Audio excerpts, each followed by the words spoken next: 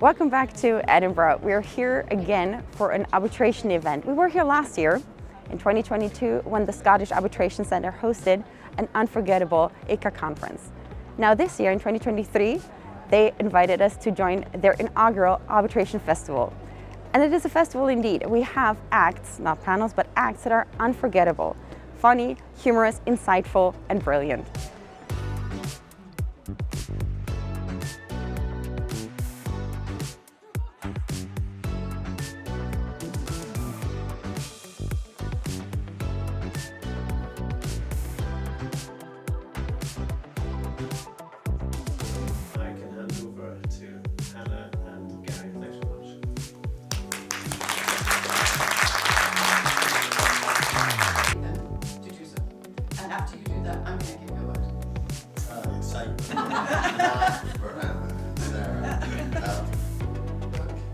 With that oddly loyally title, the amalgamation of Sarah's and my collective brilliance.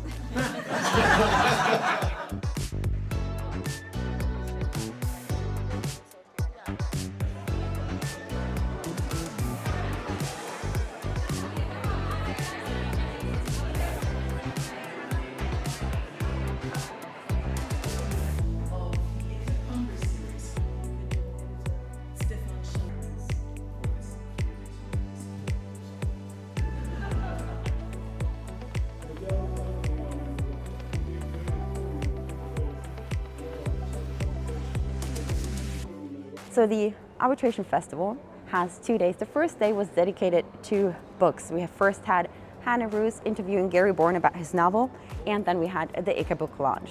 That was followed by an amazing evening of eating and drinking in Contini, an amazing restaurant under the National Gallery. The second day here at the Signet Library is now dedicated to the main act. There's 4 acts that we had 4 panels. The morning acts were dedicated to emerging technologies, and we discussed their impact on the environment and society.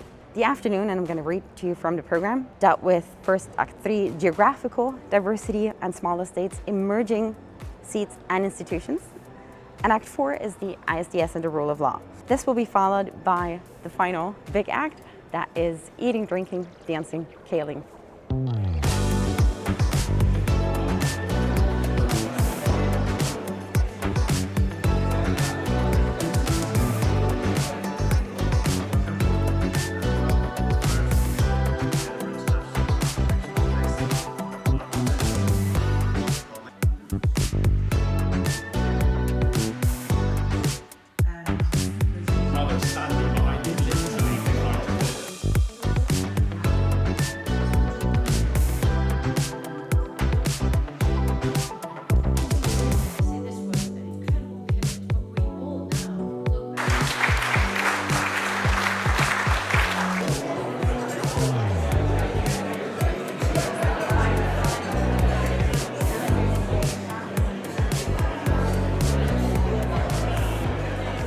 How are you liking the event? I think it's lovely. It's always lovely to be in Scotland. Oh, it's fantastic. It's fantastic to see it as a continuation of last year. It's an Eco Congress, which was absolutely mind-blowing. And it's good to be here. It's good to see similar and new faces. And I like that the topics are very new this year. They're very refreshing. They open new perspectives, so it's been really good. How are you liking the event? The event's spectacular. I love it. What do you think makes it special here? Oh gosh, it's everything. It's the ambience, the fact that it's Scotland, the fact that it's organized by these 2 amazing guys called Brandon and Andrew, and then obviously everybody else. But yeah, it's a sort of a source of positive energy and wanting to do new things, break new grounds. For our first ArbFest, I think that we were very lucky to have great speakers and indeed delegates from across the world. I thought the book festival event yesterday was great. It was fabulous to have Gary here and Hannah involved in that. To launch the ICA Edinburgh Congress book and indeed the book about Johnny Vider's writings. And to mix with folk last night at the National Gallery was great. And today, I think the conference has been great. The speakers, the topics, it's all gone very well. The content was really good, but it was done in a relaxed way. It was done in an informal way. What made it informal? You're all dressed up. It was informal because the spirit of the event was informal. So describing it as ArbFest, describing it as a festival with books and discussion and food and dancing, it made it a much more welcoming event, something that was much more interesting. Do you feel like that helps with the networking on a more personal level? Yeah, definitely. It sometimes can be a little bit awkward at these events when it's extremely structured and old-fashioned. Yeah. And the more you move away from that, the better, as far as I'm concerned. So you could this even is make good. friends if it's informal. Oh, we you might should become make friends. You should make friends at an event like this. It would be very unfortunate if you came to an event like this and you didn't go away with a couple of new friends. I think it was a fantastic success. It's great to see lots of practitioners across the whole Europe and even the world who just come here, all in Edinburgh, the capital of Scotland. Wonderful Signet library and a whole range of very interesting arbitration topics. So you were part of the team organizing the event. What were your hopes for the event, and has it met those? Yes, it has. So we were hoping that it would be a great turnover, which it has been, and it's good to bring people together, discussing very important topics, up and coming, and even new concepts that are coming across, like technology. Yeah. So it's been very exciting on this end. For me, it was a conference that I would have wanted to attend. So it's about the program. So I would say, I think what we do is we're not focusing on little technical legal points. It's all very interesting, of course, and we need to know these things. But we're looking at some big issues, interesting issues, the interface of arbitration and society, humanity, what have you. And it just made for an interesting day. And I hope that that's a theme that we carry on with. Well, it was a fantastic day. I can't believe another big arbitration event in Scotland after the success of ICA last year. Really pleased. And in the beautiful Signet Library, a real historic building with real legal significance. I'm really happy to be here, and I loved giving the keynote this morning.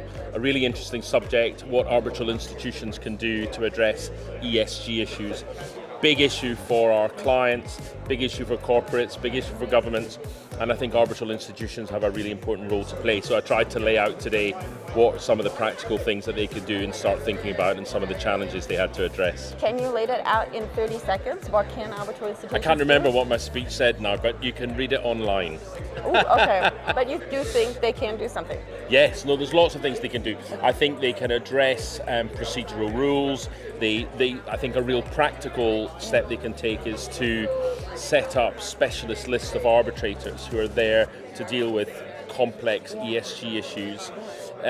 But one of the practical things I also thought the institutions could focus on is tracking where ESG issues are now coming into play in business as usual arbitration, so that we can build up a body of knowledge of the sorts of claims that are being made with ESG issues in the forefront. So lots of practical steps. And do you see the possibility and responsibility here with mainly the larger institutions, or all institutions, or especially the smaller institutions? No, for sure, everybody has a role to play. I think what I'm really interested about, and I know I'm in Edinburgh, and I know our hosts today are the Scottish Arbitration Centre and ICA, but the Scottish Arbitration Centre rules are really bold.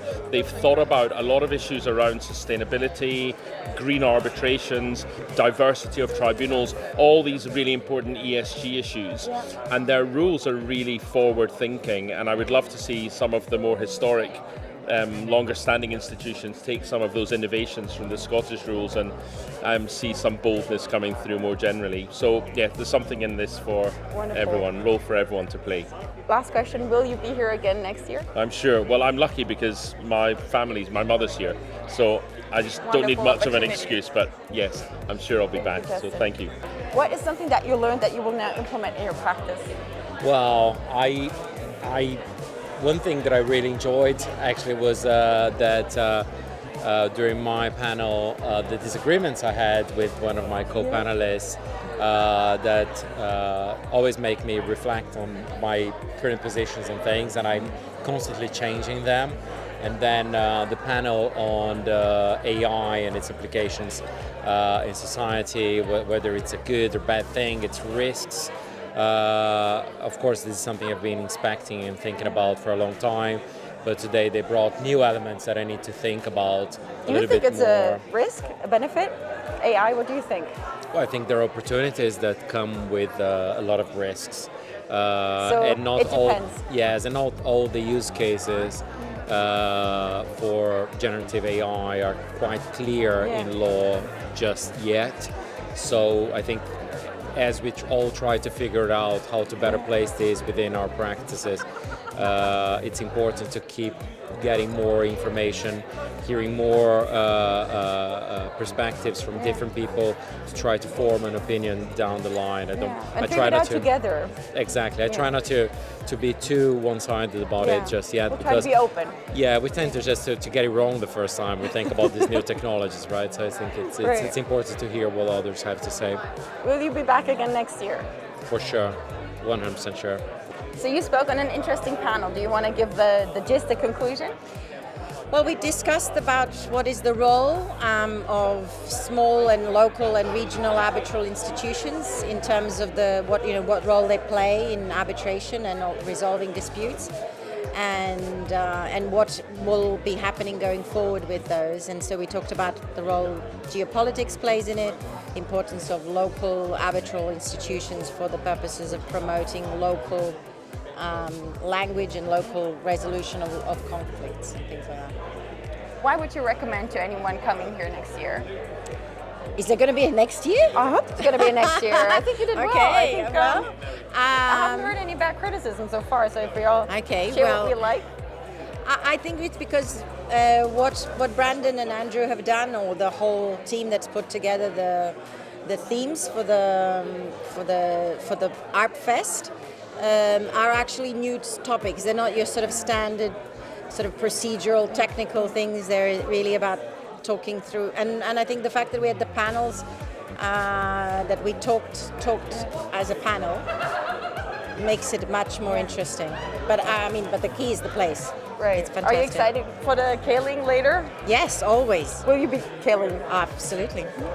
What did you like best about the festival? What panel, what act did you think was the most informative for you? I thought they were all very informative. The one that keys best into my own sort of concerns and experiences is the one about emerging jurisdictions and emerging seats, right? Because I do quite a lot of work in Africa with newer and emerging seats, and I recognize so much of what was being said about the sort of challenges of being from that sort of jurisdiction, but at the same time some of the benefits that you can bring, with that sort of consciousness of like being a minority and being alert and aware to some of the sort of cultural issues that people coming from more dominant jurisdictions simply don't have. So I thought it was beautifully covered. I loved the keynotes. I thought they were both magnificent. And I had a good day. You were part of the third panel, Act 3. What was that panel about? We were talking about smaller arbitration institutions, and Scotland considers itself to be a small arbitration institution. Well, Estonia has like 1.3 million people, so we are micro, and so I gave a little bit of insight into what's happening in the politics and how it all looks like. And do you think that is an interesting aspect to focus on the difference between the big hubs and their institutions versus the smaller emerging jurisdictions that are now really presenting great alternatives? I think so. I think that we are not, in fact, in competition with the large institutions. I think that there's a niche for the smaller places like Edinburgh and like Tallinn and like Vilnius and Riga. And there's just like awareness within the transaction lawyers what the benefits might be. And can you tell us, is there a benefit that is, or a niche that is just smaller versus bigger? Or does each small institution have something that transaction lawyers should know of and be aware of, like the fees are hourly fees and not based on amount in dispute, or the administration is very hands-on, you can ask a lot of questions. What are the benefits of a smaller institution? I think with the small institutions there is first you need to look into what is the culture around that institution. So if there is a signs of corruptness or some kind of dishonest dealings and so on, then you eliminate those, and there is very few remaining, and then you choose which is logistically better and where do you think has the best reputation. But to be honest also, if you come to Tallinn, for example, then you have a price point. I mean, it makes sense to come there with a smaller dispute, like 100,000, 200,000, because you can still, invoke your claims. because in larger jurisdictions you would simply not go after the penalty because it's too ridiculous compared to the cost. So the smaller institutions can actually provide value even in larger transactions if you're litigating just a small bit of it. So one of the key advantages, if I understood correctly, is that for smaller amounts in disputes, smaller institutions also charge smaller fees. Yes, I mean, nobody likes to advertise that we are cheaper, but in fact, the fact of the matter is that for small cases, the large institutions don't really provide much compared to the fees and what you can get out of it. So clients make pragmatic decisions not to pursue. And therefore we are proposing why drop your claim if you can sort of have it litigated, and if you get the decision, the award you get from Estonia, for example, it's enforceable in like 143 countries and you don't need to do anything more than just go collecting. So there is an upside. Yeah, and to be reasonable, cheap is not cheap, but still for normal people a good amount of money that's often already quite expensive to invoke in larger institutions. Absolutely, and it's also a reputational issue for many clients because if you're seen that you actually have penalty claims but you don't invoke them, then the other sides to your transactions will abuse it in a longer perspective. What did you think of the event overall? This is the inaugural arbitration festival here in Scotland. I don't know if you've attended the ICA conference last year, but I recognize a lot of the fun elements that they had introduced last year. Also here, there will be dancing, there is great food, great entertainment, something that sets this event apart. What did you think of this event? I think it's a great idea, and to advertise it honestly as an alternative, and not to be pretending to be posh and over the edge, but just to bring a human side to it. So the organizing team has done a great job. We've had great fun, and hope to visit again in the future. And thank you for inviting us. Did you get any input or any ideas for next year? What to do differently? What to keep? Well, I got some ideas on understanding on how to maybe make things smoother and potentially see the development of some of these concepts. So that'd be very good. Wonderful. We're excited for next year.